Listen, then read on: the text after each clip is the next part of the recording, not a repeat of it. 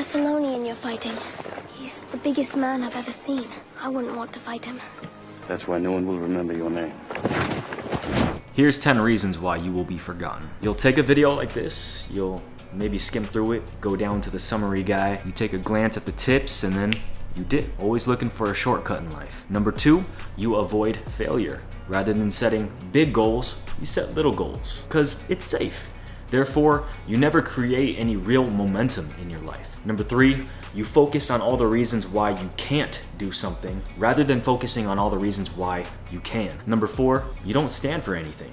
You just sit back, you be the nice guy. You don't want to cause no harm or any conflict. You don't want to step on no toes. You want people to like you, So you go to the grocery store, you put a smile on your face, wave. But the second some real goes down, you're out. The second God calls you to rise up, to stand up, you damn up. Or number 5, on the opposite end of the spectrum, you stand for nothing, but you stand against everything. You're always pointing the finger, blaming the governments, the president, blaming family members, social media. It's always everyone else's fault of why the world is the way it is, of why your life is the way it is. Number 6, there's no weight to your promises. You don't keep your word. You just throw the word promise around real loosely. Number 7, you don't care. When people speak to you, when people come to you, your wife comes to you, your kids, your mind is elsewhere. You're on your phone, social media, swiping. Number 8, your dopamine levels are completely destroyed. Therefore, nothing truly satisfies you in life. You've spent so much time on social media, TikTok. If something doesn't entertain you, within 3 seconds, you swipe. Desperate to get another hit of dopamine. You're addicted. You can't even be truly sexually intimate with your girl because when you are, all you can think about is the last pornographic video you watched yesterday. Number 9, you lack vision. Rather than diving into books, personal development, things that will catapult you forward in life, you gently waste away on your couch, immersing yourself into Netflix, video games. You say things like, oh, I just don't like to read. It's just boring to me. And number 10, you have no higher authority. You say things like, oh, I'm just gonna do me. I'm just gonna live my life, man, You live day to day, thinking you're living your best life. I mean, yeah, you eat healthy, you work out, you push yourself, you have some hobbies, and you're just a simple guy. Doing your best, just focusing on just being positive, You're content, thinking you have dominion over your life, thinking you got control, and that's it. That's how you live your life. Until you're old, gray, and eventually pass away.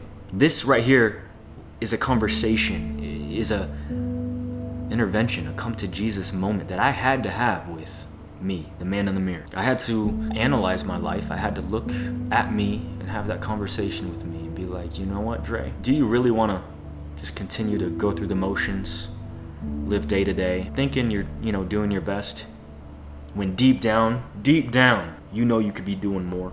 You can be living for higher purpose, living in an optimal state. I told you guys in a previous video, I said, hey, when I meet my maker face to face one day, I want him to say, well done, my good and faithful servant.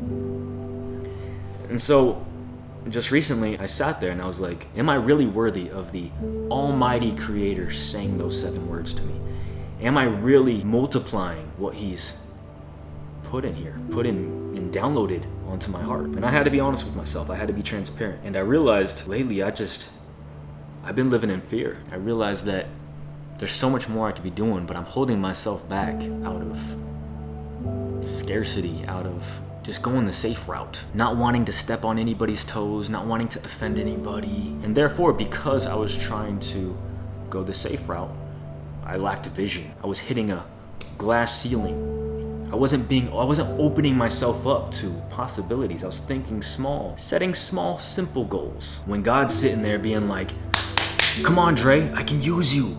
I put these things in you. I put these gifts in you. Let's go. Come on, open yourself up to me, dude. I got this plan. I got this path for you. Let's go. Let's move. And so just being honest, being transparent with you guys, I feel like these last couple years, man, I've been kind of stagnant. I've been like a deer in headlights. And look, I don't mean to be getting too preachy, too religious on you guys, but when you look at the men of the Bible, when did God ever just tell them, hey, just put a smile on your face and just be kind and just sit back. The world's gonna do what it's gonna do, So just don't mind them, No, dude. God had these men in the Bible on the forefronts, bro. He had them risking their lives. He had them risking their their reputation, risking it all. And so I feel like I'm on a new path, you guys, and I want you to join me on the journey, dude. It's time. It's time. We are at war. We're in a spiritual war right now. And this is the breaking point right here. This is it. We got this Gen Z dude who think they're smarter than what they really are. They think they got it all figured out. They scoff at us. They scoff at their elders. It's sad. It's really sad. It breaks my heart. And so honestly, we're seeing a great divide right now. We're seeing the weaklings, the limp dicks, the softies, right? And now we're starting to see the strong men rise up. We're starting to see the dudes who are embracing their masculinity, who are putting their foot down and saying, you know what? No. Let's get back to tradition. This soft generation right here, they don't even realize that we're literally at war right now. And they're all in shackles, bro.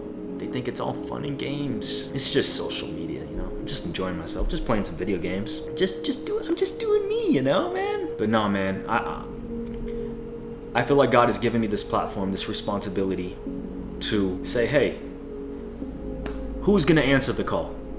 Who's gonna rise with me? And start putting our foot down, dude. And get back to tradition. Since when did tradition ever steer us wrong? Since when did following God ever steer us wrong? They try to say we had it wrong all along, that masculinity is toxic, that men should be more feminine and gentle and soft and be at one with their emotions. Is that what helped conquer kingdoms? Is that what helped fight wars and fight evil?